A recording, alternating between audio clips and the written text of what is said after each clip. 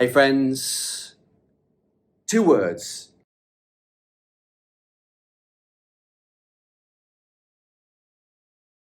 You need to know these 2 words. If you're a yogi, yogini, teaching, practicing, whatever, you need to know these 2 words. These are the backbone of sadhana, of practice. Kundalini and Samadhi.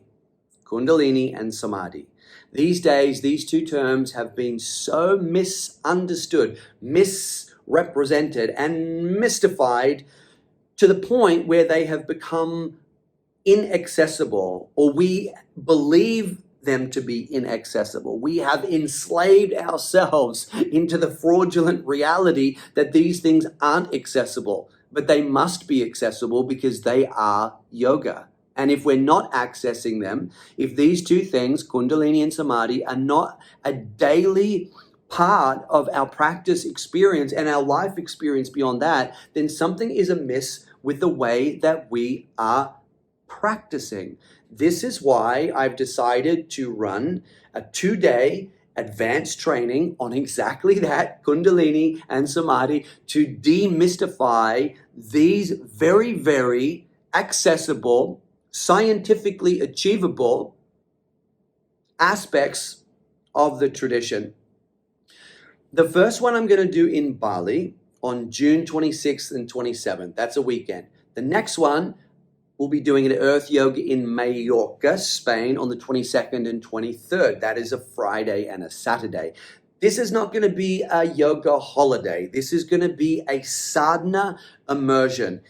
Practice, practice, practice with the necessary philosophical input that you need to fully understand these 2 concepts and then walk away with enough to practice for the next 2 years. My guarantee is that if you do these practices, the lineage sanctioned practices to activate your Kundalini Shakti at your navel center, which is the goal and which is the core of Hatha Yoga. Ha in the chest, Ta in the pelvic area, Hatha, Hatha, Hatha. Bringing these forces together, the Ha and the Ta in the navel center to stoke the inner fire at the Manipura chakra.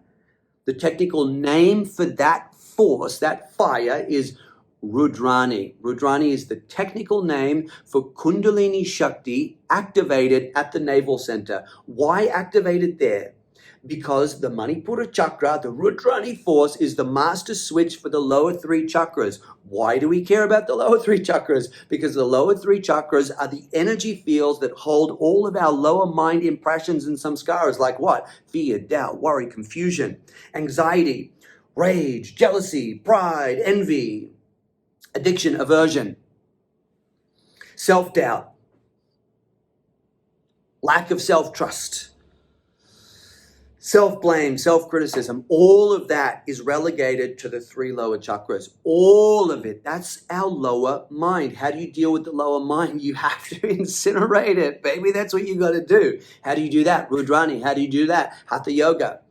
But you can't do it with asana. That's what I wanted to say. One of the reasons why I wanted to run this training is because at a certain point in your vinyasa progression, hey, it's super fun. I get it. It's fun. It gets you a foot in the door. Fantastic. But when you're 5 years in as a practitioner or a teacher, you're going to hit a wall and start asking the big question, well, what's next? Because you will max out the evolutionary capacity within your vinyasa progression, right? It will happen. I promise you. If it hasn't happened yet, it's on the cards.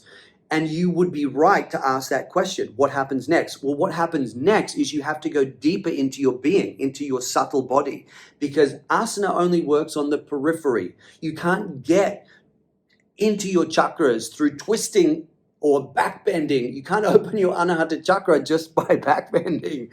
You can't do it. Doesn't matter how great your poster is. Anahata chakra, awakening class, backbending bonanza. It's never going to happen. It can't happen. Asana is there to deal with the peripheral karmic impressions at the physical level, right? If we want to go deeper to where the real grit is, all of those deep fears, all those deep confusions, then we need to go into the level of the chakras. And for that, we need kumbhaka, we need bandha, and more specifically, mudra. So that's what we're going to be doing. Traditional Kundalini-based Hatha Yoga mudras from the Himalayan tradition, the Himalayan sages. Yes, what they're doing in those mystical caves. Let's demystify it, bring it out, and put it right here. Because these teachings are for us, householders who want to thrive in all areas. We want to thrive in relationship, in business, in human life, and be powerhouse yogis and yoginis at the same time. We can have it all, but we have to practice correctly. And that also means not jumping from one practice, one day here, one day there. It's never going to happen. Our evolution is never going to be fast enough if we are practicing one technique, one meditation on this day, then another one on that day. We do twists this day, back bends that day, forward folds that day.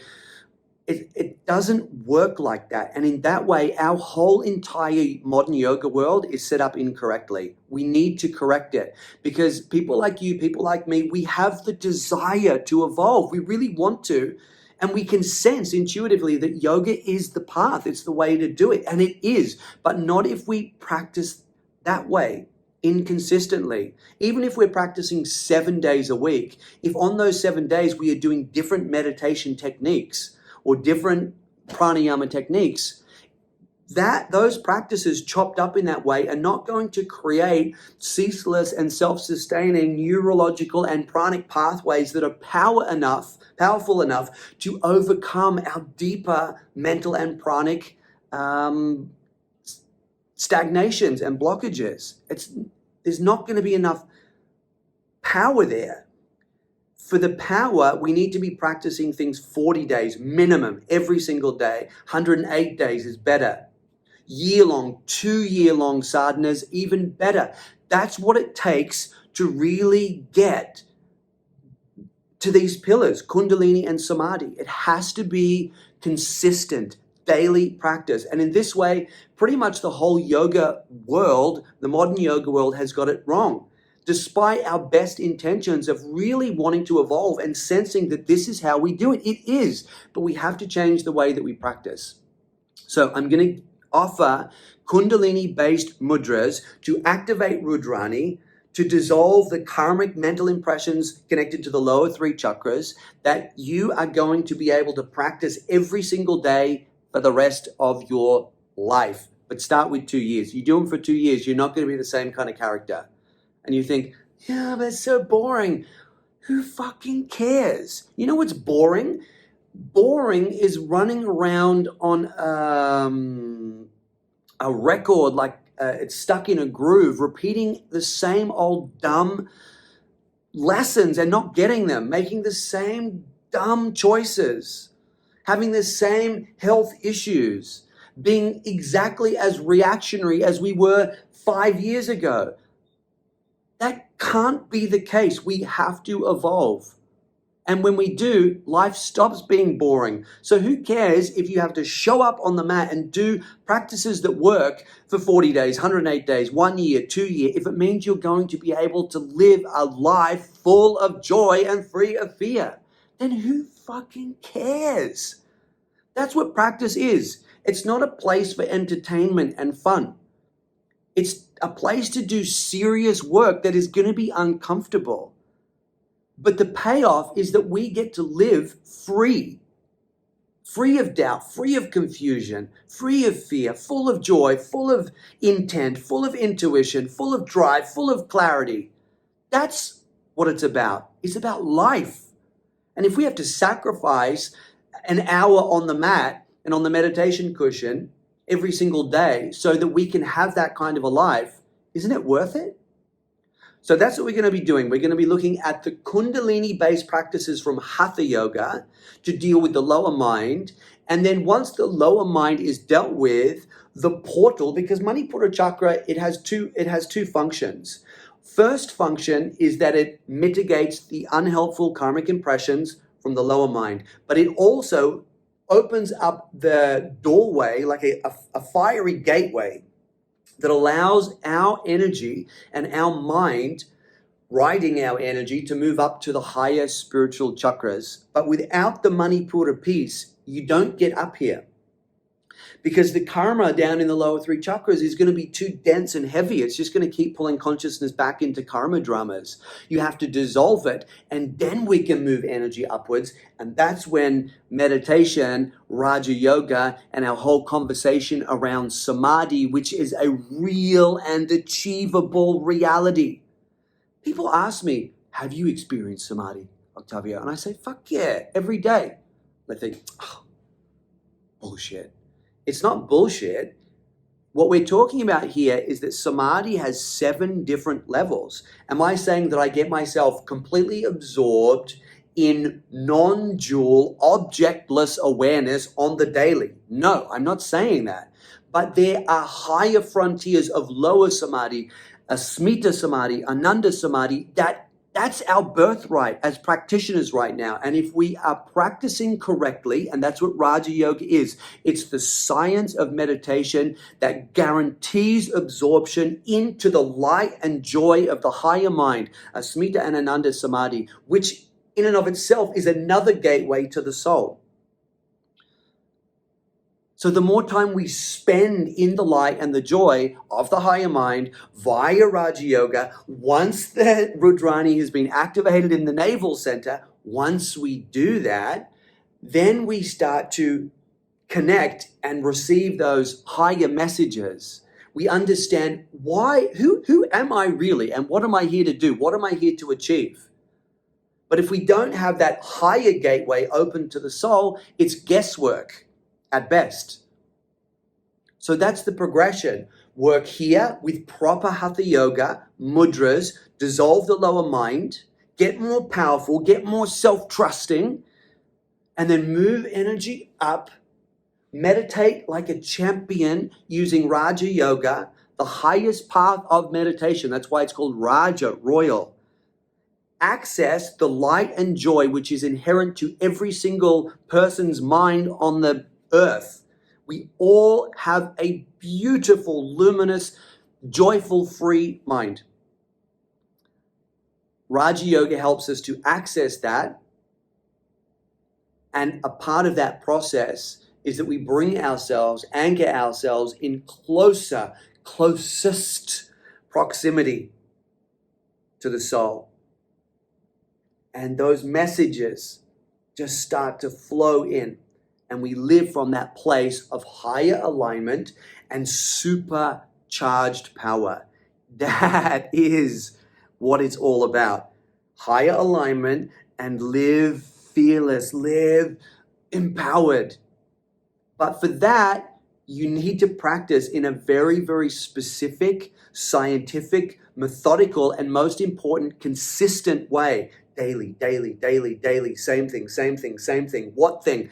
That's what the training is about. I'm going to show you what things you need to do daily that will change your practice and change your life, so that we don't have this experience where we're getting 2 steps forward and then 1 step back, 1 step forward, 3 steps back, which is what will happen if we're just chopping up practices and practicing a little bit here and there.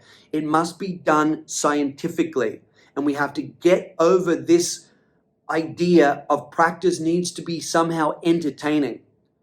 Life should be entertaining. Life should be joyful. Life should be creatively rewarding. Who cares about creative flows? At the end of the day, it's useless. They're useless. If our relationships are a mess, if our finances are a mess, if our health is a mess, what good is a creative flow? You know? So let's put the kids' toys aside. And let's do some proper sadhana and also learn why. Why do we need to do practice like this? Let's go into the navel center. Let's go into the Agni Chakra. Let's talk about these things. And then practice in ways that really allows us to anchor ourselves to those higher forces, those higher virtuous aspects of self. All right. It's gonna be a big few days. Big. Capital letters big. But my guarantee is you're gonna have enough to practice for at least 2 years, if not 5, if not 40 after these 2 days. So it's gonna be worth it. You're never gonna need, and I say this knowing full well that I'm a studio owner, but I'm gonna say it anyway, you're never going to need studio classes again, nor will you want them. But it's true.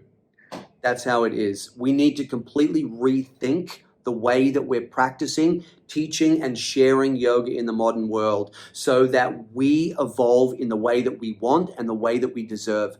That's going to take some reformation. So let's do it. Let's start the journey. Hope you can make it. Hari Om.